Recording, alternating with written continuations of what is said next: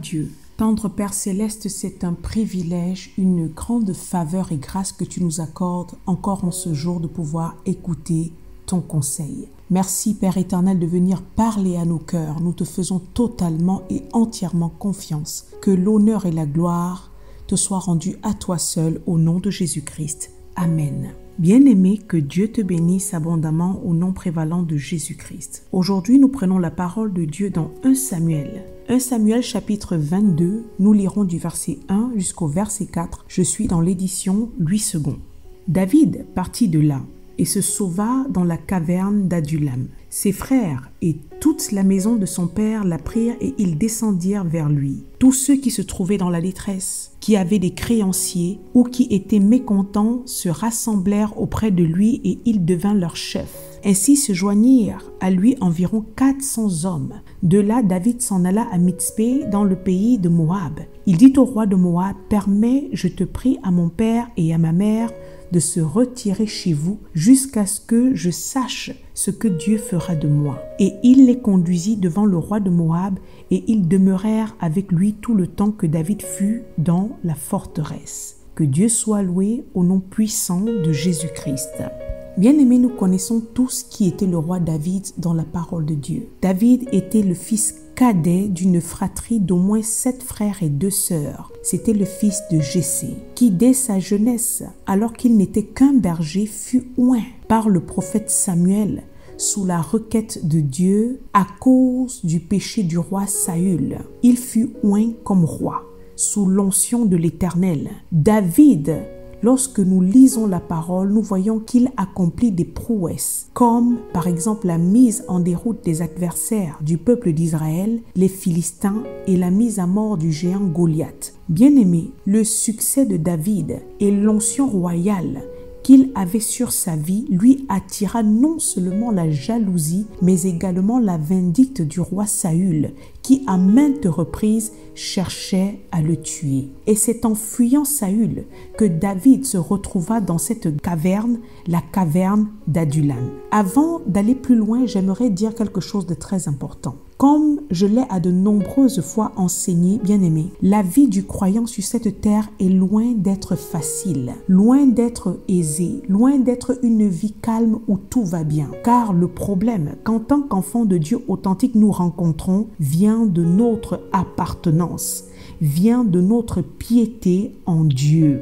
Bien-aimé, je vais le redire, la persécution que tu subis ou encore les mauvais traitements, les traitements injustes et cruels qui te sont constamment infligés avec acharnement proviennent de ta piété, de ton attachement fervent à Dieu. 2 Timothée chapitre 3 verset 12 nous dit « Or, tous ceux qui veulent vivre pieusement en Jésus-Christ seront persécutés. Satan n'attaque pas n'importe qui. Il ne gaspille pas ses munitions avec n'importe qui. Mais plus tu te donnes à Dieu, plus tu t'efforces de marcher dans ses voies, dans la sanctification, plus tes combats et tes attaques, que ce soit sur le domaine spirituel comme sur le domaine physique, seront importants. Retenons qu'il n'y a pas de vie chrétienne authentique. J'insiste bien sur le mot authentique. Il n'y a pas de vie consacrée à Dieu sans persécution. Si tu es un véritable enfant de Dieu, sache que tu seras toujours face à l'opposition et cela d'une manière ou d'une autre. Car ce que le monde combat et rejette, en réalité, ce n'est pas toi, ce n'est pas ta personne, mais c'est celui que tu portes en toi, c'est Christ. Christ qui est en toi et dont tu es ambassadeur sur cette terre qui, elle, est remplie d'iniquité et de corruption. Et que tu refuses de te comporter, de te conformer à ce monde pervers et ténébreux. Bien-aimé, si tu appartiens réellement à Christ, je te le redis encore, ne te pose pas trop de questions. Sache que tu seras toujours rejeté et persécuté par la masse autour de toi, car les valeurs que tu défends ne sont pas les valeurs de ce monde. Matthieu chapitre 5 verset 10 à 11, le Christ dit « Heureux ceux qui sont persécutés pour la justice, car le royaume des cieux est à eux. Verset 11. Heureux serez-vous lorsque l'on vous outragera, qu'on vous persécutera et qu'on dira faussement de vous toutes sortes de mal à cause de moi. Bien-aimés, voilà le lot des personnes qui marchent dans la lumière, qui marchent avec le Seigneur sur cette terre. Dieu ne t'abandonnera jamais dans les multiples combats que tu es en train de mener en ce moment. Simplement, réfugie-toi en lui. Bien-aimé, ne t'étonne pas de ce que tu traverses actuellement. Le problème, je te le redis, ce n'est pas toi, mais ce sont les autres qui cherchent à te détruire, car ils rejettent Dieu, ils rejettent la vérité, ils rejettent la lumière. Toi, tu n'es pas plus grand que le Maître. Avant toi, le Christ également a eu à subir les outrages, les persécutions, les mauvais traitements et après lui, les apôtres, tels que nous nous voyons dans la parole. Pour certains qui m'écoutent en ce moment, c'est quand ils ont accepté le Christ comme merveilleux Seigneur et Sauveur de leur vie que les problèmes dans leur vie ont commencé, ont éclaté de part et d'autre les divisions, les séparations, les clashs, les calomnies, le rejet, la diffamation, le mensonge et autres, que ce soit à l'intérieur de leur propre famille comme avec leurs différentes relations à gauche et à droite. Bien-aimés, c'est quand ils ont accepté de marcher avec le Seigneur que de multiples inventions sur leur compte ont commencé à surgir de part et d'autre. Les problèmes de David ont commencé après qu'il ait reçu l'onction de roi sur sa vie, après que le prophète Samuel l'ait oint. David n'eut pas comme adversaire n'importe qui, mais il eut un adversaire puissant. C'était un roi, un grand homme qui avait à son service toute une armée prête à obéir à ses ordres de destruction, à tel point que David, pour n'avoir rien fait de mal, bien au contraire, pour avoir aidé, pour avoir libéré le peuple d'Israël affligé depuis longtemps par la présence des Philistins, pour avoir même chanté, joué de la harpe, des instruments afin d'apaiser, soulager Saül qui était tourmenté par ce mauvais esprit tel que le relate 1 Samuel chapitre 16 verset 23, était désormais recherché pour être tué. Bien-aimé, ne te surprends pas que ce monde, que les personnes que tu aides aujourd'hui ou que tu as aidé dans le passé, les personnes à qui tu as manifesté de l'amour, de la bienveillance, que tu as sorti de leur trou de perdition, les personnes pour lesquelles tu t'es investi à tous les niveaux, soient les mêmes personnes aujourd'hui qui te combattent. Car Satan les utilise pour détruire ta vie. Bien-aimé, les gens autour de toi te persécuteront toujours à cause de ce que le Seigneur a mis sur ta vie, a donné à ta vie comme onction, comme appel. Et ils utiliseront toutes leurs armes sataniques pour t'atteindre, commençant par la calomnie, la diffamation, bien entendu avec beaucoup de mensonges et de jalousie à cause de ce que le Seigneur, je te le répète, a placé sur ta vie comme grâce. De même, David avait été oint comme roi. Nous aussi, ayant en nous le Saint-Esprit, nous sommes, tel que le dit 1 Pierre chapitre 2, 9, une race élue, un sacerdoce royal,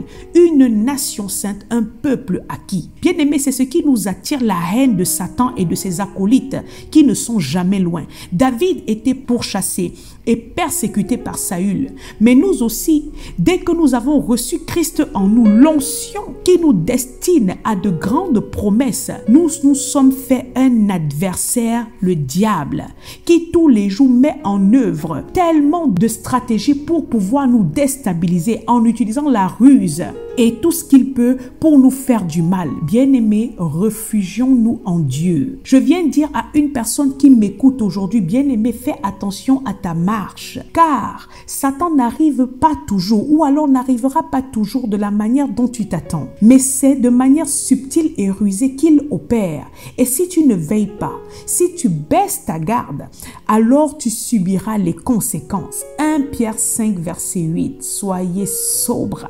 Restez vigilants. Votre adversaire, le diable, rôde comme un lion rugissant cherchant qui dévorer.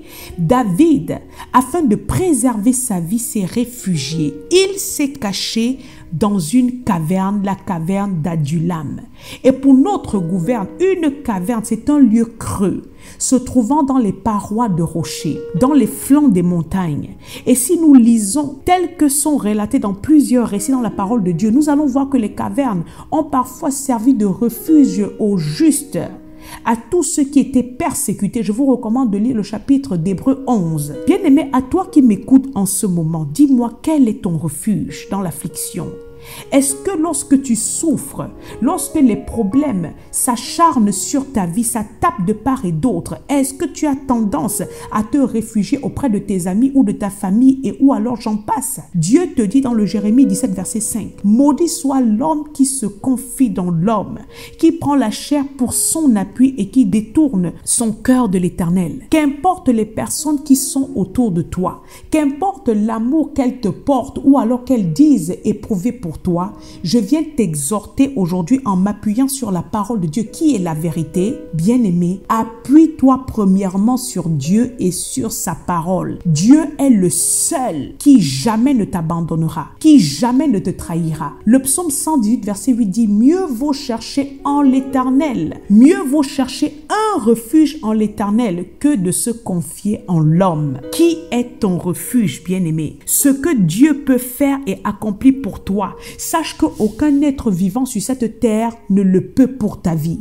David alla se cacher dans la caverne d'Adullam, reconnaissant que ce n'est qu'en Dieu seul qu'il peut trouver la force et un refuge sûr. Le psaume 18 verset 2, « L'Éternel est mon rocher, ma forteresse, mon libérateur, mon Dieu, mon rocher, où je trouve un abri, mon bouclier, la force qui me sauve, ma haute retraite. » Dans ce verset du psaume 18 verset 2, à 2 reprises le psalmiste nomme l'Éternel comme son rocher. Bien-aimé, sur qui ou alors sur quoi t'appuies-tu dans les moments d'épreuve de ta vie? J'aimerais te redire, sors de la distraction et réfugie-toi en Dieu seul. Ne mets pas tout ton espoir et ta confiance en ton pasteur ou encore en ton groupe d'intercession qui certes t'aime et intercède pour toi.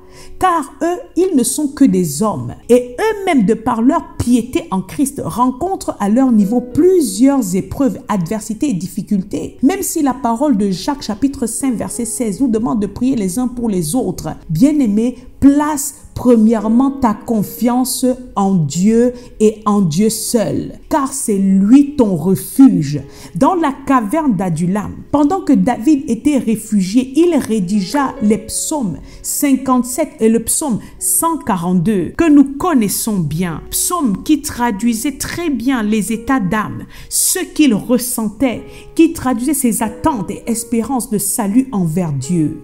Bien-aimés, je nous lis les extraits premièrement du psaume 57. Il est écrit au chef des chantres, « Ne détruis pas, hymne de David, lorsqu'il se réfugia dans la caverne poursuivi par Saül. Aie pitié de moi, ô Dieu, aie pitié de moi. Car en toi mon âme cherche un refuge. Je cherche un refuge à l'ombre de tes ailes, jusqu'à ce que les calamités soient passé. Je crie au Dieu très haut, au Dieu qui agit en ma faveur, qui m'enverra du ciel le salut, tandis que mon persécuteur se répand en outrage. Dieu enverra sa bonté et sa fidélité.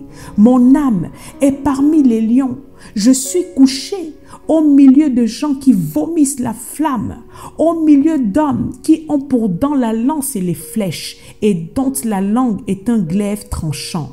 Élève-toi sur les cieux, ô Dieu, que ta gloire soit sur toute la terre. Ils avaient tendu un filet sous mes pas, mon âme se courbait. Ils avaient creusé une fosse devant moi, ils y sont tombés. Mon Dieu est affermi, ô Dieu, mon Dieu est affermi. Je chanterai, je ferai retentir mes instruments. Réveille-toi mon âme, réveillez-vous mon luth et ma harpe. Je réveillerai l'aurore, je te louerai parmi les peuples, Seigneur.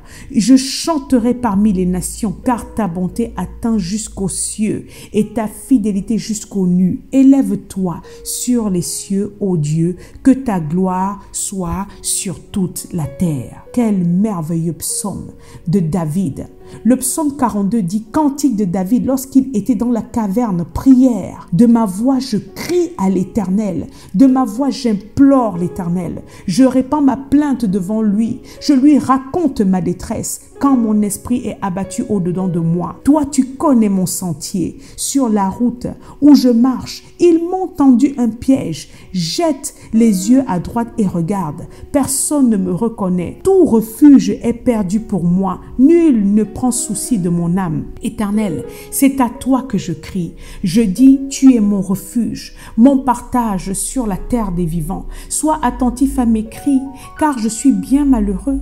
Délivre-moi de ceux qui me poursuivent, car ils sont plus forts que moi. Tire mon âme de sa prison, afin que je célèbre ton nom. Les justes viendront m'entourer quand tu m'auras fait du bien.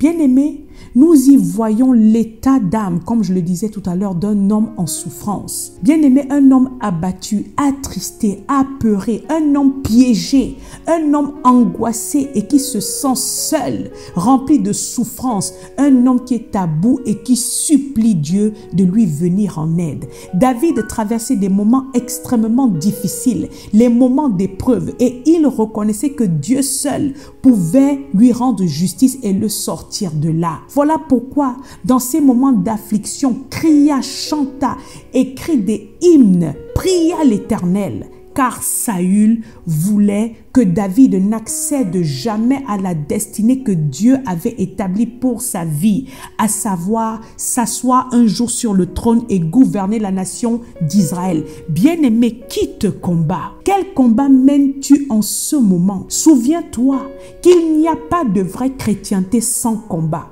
Sois sobre, très prudent et vigilant, car Satan fera tout pour que tu n'accèdes pas à ta bénédiction, que tu n'accèdes pas aux promesses que Dieu a établies pour ta vie. Il se servira de ses agents, il se servira des Saül pour chercher à bloquer et détruire ta vie. Réfugie-toi en Dieu, va dans la caverne d'Adulam, loin des distractions, des futilités. Bien-aimé, entre dans ta chambre, ferme ta porte et prie ton Père qui est là dans le secret. Et ton Père qui voit dans le secret te le rendra. Matthieu 6,6. Bien-aimé, dans ce lieu-là, sache que Dieu te précède déjà.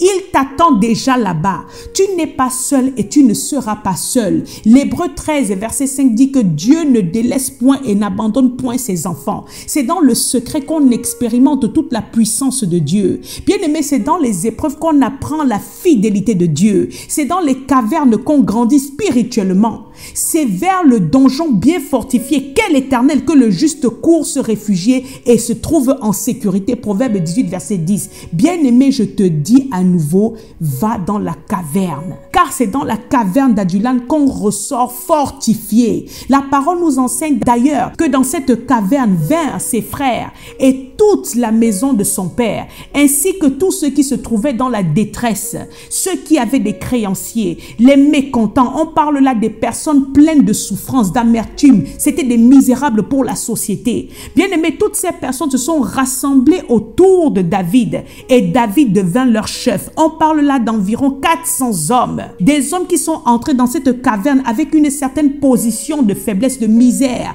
de souffrance, mais qui pourtant ont été visités par Dieu. Et au sortir de cette caverne, la parole dit qu'ils sont devenus soldats d'une armée puissante et forte, avec à leur tête David, un homme non plus apeuré, un homme non plus fugitif, mais confiant en Dieu pour mener à bien l'œuvre, la mission que Dieu avait établie pour sa vie, à savoir roi d'Israël. Bien-aimé, toi qui m'écoutes en ce moment, qui te trouves dans les difficultés, je viens te dire, réfugie-toi en Dieu seul.